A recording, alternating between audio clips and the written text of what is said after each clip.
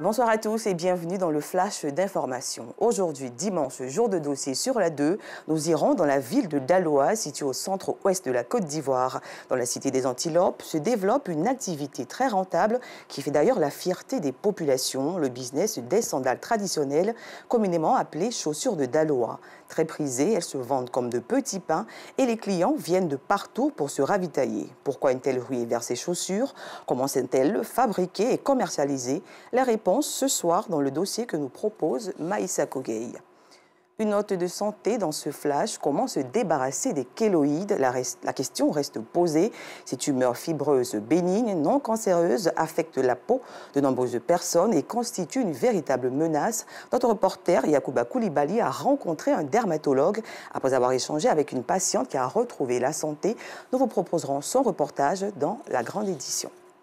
Le maire de la commune d'Adjamé vole au secours de sa jeunesse. Farikou Soumaoro a organisé récemment un gala de charité pour apporter un appui financier aux sans-emploi et aux jeunes entrepreneurs. Une cérémonie qui a enregistré la collecte de plus de 60 millions de francs CFA. Yacouba Koulibaly. Ahmed Koulibaly, bachelier depuis 2 ans, a du mal à obtenir un emploi après plusieurs échecs au concours d'entrée à la fonction publique, ce qui l'emmène à opter pour une autre option. Après plusieurs tentatives de recherche d'emploi, jusqu'à présent, je n'ai pas eu gain de cause. Raison pour laquelle j'ai décidé de m'installer à mon propre compte. Je souhaite bénéficier de l'opportunité du fonds communal pour les jeunes d'Adjamé. Si Ahmed n'exerce pas encore une activité génératrice de revenus, Roxane, bien qu'ayant réussi à entreprendre dans le domaine de l'esthétique, espère bénéficier d'un accompagnement. C'est une bonne idée. Ça amène à nous aider, nous les jeunes, parce que ce n'est pas tout le monde qui réussit à l'école.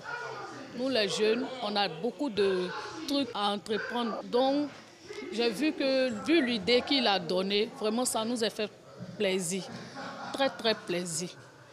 Parce que ce n'est pas tout le monde que tu peux compter sur pour pouvoir t'aider financièrement. Et ça, si on prend, on peut s'aider, on peut, comme on l'appelle, rembourser un peu. Pour trouver une solution à la question du chômage et de l'appui financier des jeunes, Farikou Soumaoro, maire de la commune d'Adjamé, a organisé un gala de charité dans l'enceinte de la mairie. Il entend collecter des fonds en vue d'aider les jeunes de sa commune.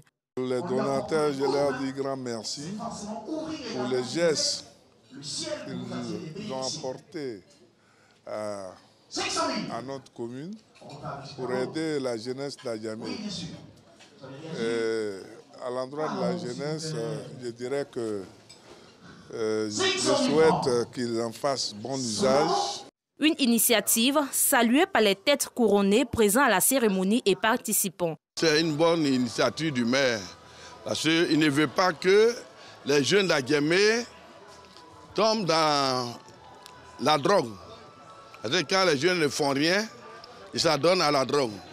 Et il veut que les jeunes d'Adjamé travaillent. C'est un événement à caractère humain qui fait la promotion de la jeunesse, qui est le leitmotiv actuel du président de la République, qui veut vraiment l'épanouissement de sa jeunesse. Donc on dit merci au maire d'avoir bien voulu associer notre image à cet événement-là. Ce gala de charité s'est soldé par la collecte de plus de 10 millions de francs CFA, en plus de la contribution de Farikou Soumaoro à hauteur de 50 millions de francs CFA. À l'international, une attaque terroriste est actuellement en cours à l'hôtel Tawakal dans la ville de Kismayo au sud de la Somalie.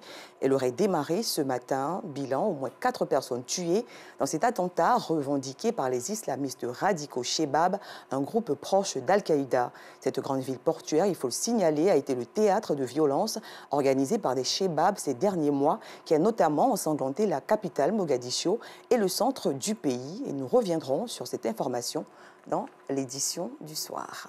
Fin de ce flash, merci de l'avoir suivi. Je vous retrouve à 19h30.